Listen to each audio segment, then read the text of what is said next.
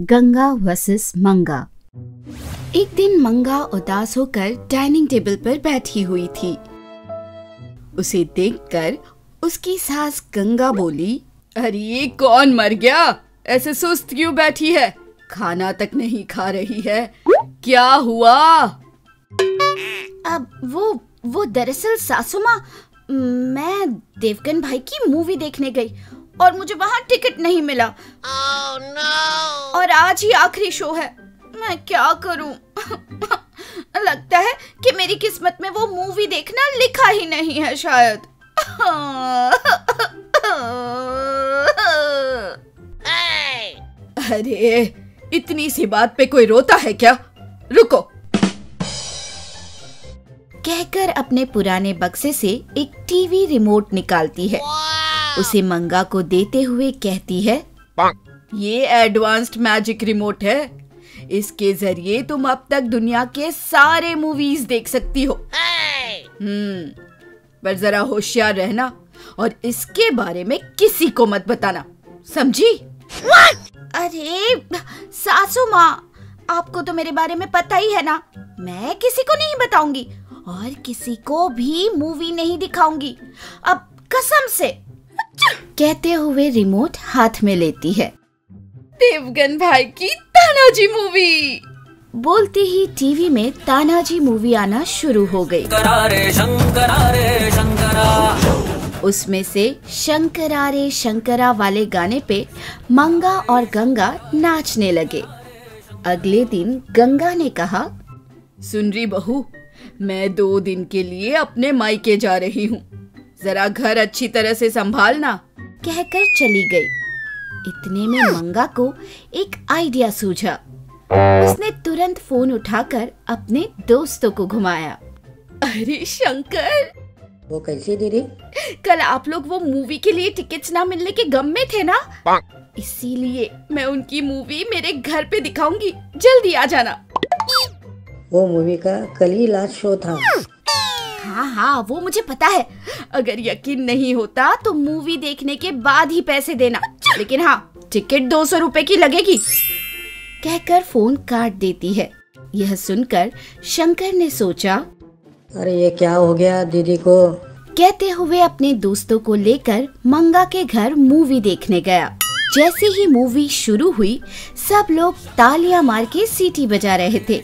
बीच में गाने पे सब लोग नाच भी रहे थे। पूरी मूवी देखने के बाद सब लोग पैसे देकर चले गए। इतने सारे पैसे देखकर मंगा बहुत खुश हुई। उस खुशी में वो रात भर सो भी नहीं पाई। अगले दिन उसने शंकर को फिर से कॉल करके बुलाया।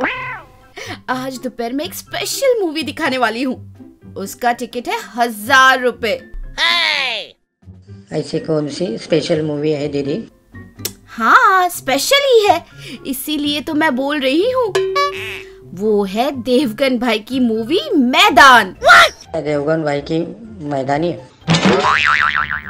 यह सुनकर मंगा ने कहा, हाँ, जरूर लेके आना, लेकिन हाँ, सबको बता देना कि टिकट का 100 रुपया लगेगा।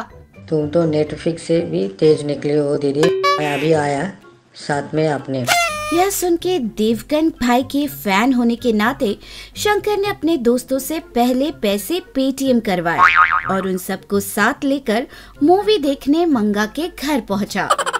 उनको देखकर मंगा ने मूवी चलाना शुरू किया। अपने मैजिक रिमोट से देवगन भाई चलाओ कहते ही मूवी शुरू हो गई। देवगन भाई को देखकर सब लोग पागल हो रहे थे और खुशी से सीटी मार रहे थे। तभी इंटरवल आ गया।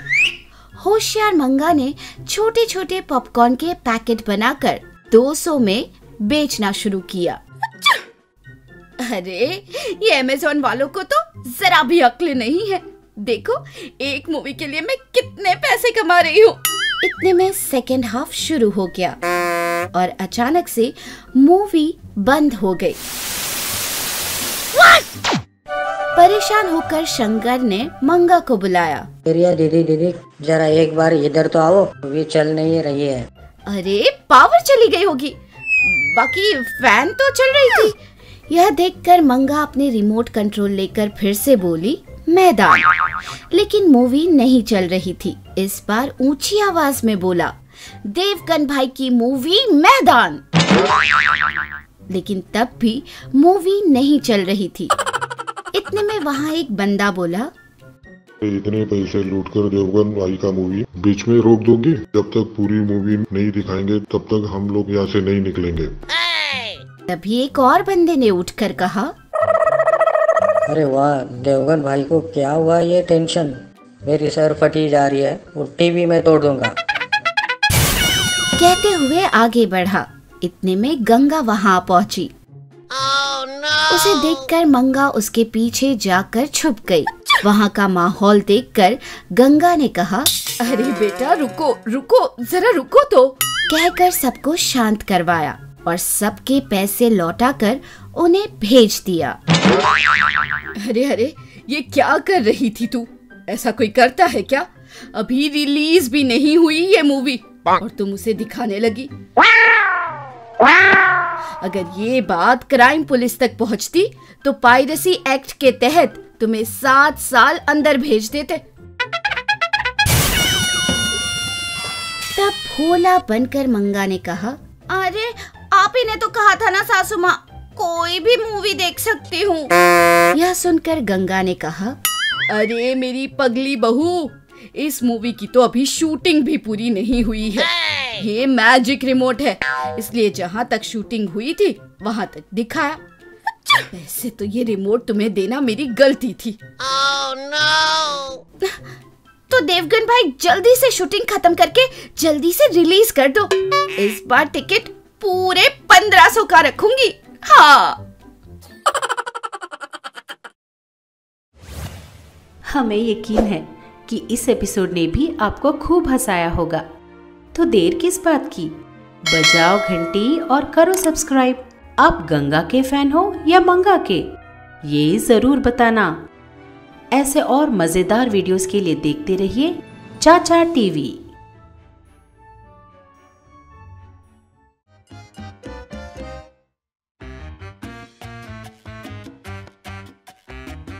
गंगा वर्सेस मंगा।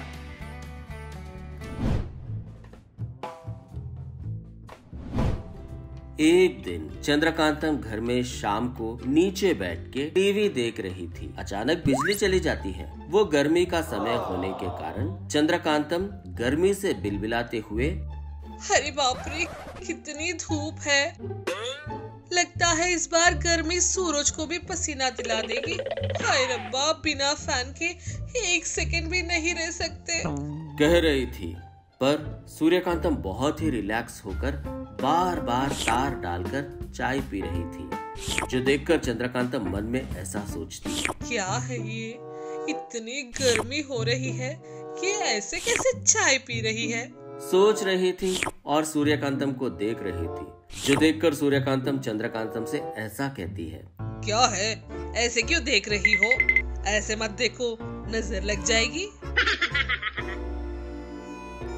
क्या है सासू माँ आप, मैं यहाँ पक रही हूँ, पागल जैसी हो रही हूँ। आप अच्छे से बैठकर चाय पी रही हो। तुम्हारी परेशानी क्या है? जब देखो मुझ पर रोती रहती हो। तुम्हारे सामने शांति से बैठना भी मुश्किल हो गया है। जिस पर चंद्रकांतम रोने का मुंह बना लेती है। मतलब क्या है सासू माँ, मैं इस गर्मी में इतनी परेशान हूँ, वो आपको दिखाई नहीं दे रहा? मेरी बातें दिखाई दे रही है सिर्फ। अरे पहले तुम ये रोना बंद करो, मैं कुछ न कुछ करती हूँ। अपने रूम में जाकर एक साबुन लेकर आती है। ये लो, ये एक मैजिकल कूलिंग सोप है, तुम्हें गर्मी नहीं लगेगी, ठंडी रहोगी तुम। जो सुनकर चंद्रकांतम बहुत खुश हो जाती है। मेरी सास बहुत अच्छी है, बोलकर उस साबुन को लेकर जाती है। थोड़ी देर के बाद बाहर आकर उस मैजिकल कूलिंग सोप से नहाने पर कितना ठंडा लग रहा है, बिल्कुल तुम्हारे मन की तरह। तुम्हारे नखरे, बाप रे, अभी तक तो पागलों की तरह यहाँ वहाँ चिल्ला रही थी और अब अच्छी सास, अच्छे मन वाली सास बोल रही हो। तुम मामूली नहीं हो, लेडी कमल हासन हो, कमल हासन। आपकी दया है। कहकर शर्म आ रही थी तो सूर्यकांतम उसके हाथों में से मैजिकल कूलिंग सोप ले लेती है। क्या सासू माँ, ऐसे छीन लिया? तुम्हारे बारे में जानकर भी क्या मैं ये तुम्हें दूंगी? अगर तुम्हें ये दे दिया, तुम इससे फिर से कोई न कोई गलत काम करोगी। तुम सासू माँ मुझे बचाओ कहकर चिल्लाओगी। ये सब किस लिए बताओ? इसलिए इसे लेकर छुपा देती हूँ। सूर्यकांतम उस मैजिकल कूलिंग सोप को छुपाने के लिए अपने रूम में जाती है, जो देखकर चंद्रकांतम मन में सोचती है, छी, मेरी सास हमेशा ऐसा ही करती है। किसी भी तरह मैजिकल कूलिंग सोप को चुराकर गांव में बेचना होगा। इतनी गर्मी में ना रह पाने के कारण लोग कितना भी पैसा देकर खरीदेंगे। अच्छा मौका है, इस मौके को किसी भी तरह मिस नहीं करूंगी। पर उस साबुन को कैसे चुराऊं? तभी उसको एक आइडिया आता है। तुरंत ही मैजिकल लैब में से जिन को बुलाती है। भाई सोना, एक बार बाहर आओ बेटा। जो सुनकर जीनी बाहर आकर ऐसा कहता है, क्या दीदी, क्या बात है? जो कभी नहीं किया वो आज इतना प्यार से बुला रही हो। कुछ नहीं भाई, तुम ही थोड़ी मदद करोगे? पैसे लगेंगे। इतने कमर्शियल हो गए हो। मैं तुम्हारी दीदी हूँ, मेरे लिए ये भी नहीं कर सकते क्या? दीदी बस करो दीदी, तुम और तुम्हारे इमोशनल ब्लैकमेल्स। जब देखो अपने मतलब के लिए मुझे यूज करती हो, पर क्या कभी भी कुछ बना कर दिया मुझे? तुम्हारे पास से कुछ भी लेने का यही समय है। तब चंद्रकांतम मन में ऐसा सोचती है, होशियार हो गए हो भाई, इमोशनल ब्लैकमेल पर भी नहीं झुके। ठीक है, क्या कर सकते हैं? ठीक है, क्या चाहिए बताओ, बना कर देती हूँ। बहुत गर्मी है दीदी, तुम्हारे हाथों से एक अच्छी सी लस्सी ले आओ कहकर पूछता है। और कोई चारा नहीं था, इसीलिए चंद्रकांतम जीनी के लिए लस्सी बनाकर ले आती है। उस लस्सी को लेकर जीनी ऐसा कहता है, ठीक है बताओ दीदी, क्या चाहिए? अरे कुछ नहीं, सुबह मेरी सास ने मुझे एक मैजिकल कूलिंग सोप दिया था, बस वो चाहिए। पूछती है, जो सुनकर जीनी शॉक हो जाता है। देखो दीदी, अपनी लस्सी अपने पास रख लो, मुझे तुम्हारी सास से पंगा लेने मत भेजो। अरे अरे, इतना क्यों डर रहे हो? अच्छा ठीक है, वो कहाँ है बताओ, मैं ही जाकर ले लेती हूँ। जिस पर जीनी अपने मैजिक पावर का इस्तेमाल करके आजकल कूलिंग सोप कहाँ है देखते हैं। दीदी, वो साबुन तुम्हारी सासू माँ ने तीसरे शेल्फ में रखा है। ठीक है भाई, अब मैं देख लूंगी भाई। तुरंत ही सूर्यकांतम के कमरे में चली जाती है। तब जीनी अपने मन में सोचता है, छी, इसे ज्यादा जल्दी होती है, सोचती कम है। बताया हुआ बिना पूरा सुने ही चली जाती है, फिर भी किसी के कर्मों का कौन जिम्मेदार होगा? कहते हुए आराम से लस्सी पीता है। चंद्रकांतम धीरे से उसके सासू माँ के कमरे में ले जाती है। धीरे से अलमारी ओपन करके उस मैजिकल सोप को बाहर निकालते ही तुरंत ही बर्फ बन जाती है। वो एक बर्फ की मूर्ति बनकर कहीं भी न जाने की परिस्थिति में थी। वो शॉक होकर ऐसा सोच रही थी, क्या है ये? उस साबुन को छूते ही ऐसा हो गया, सोचती है और बाहर ऐसा कहती है, सासू माँ बचाइए।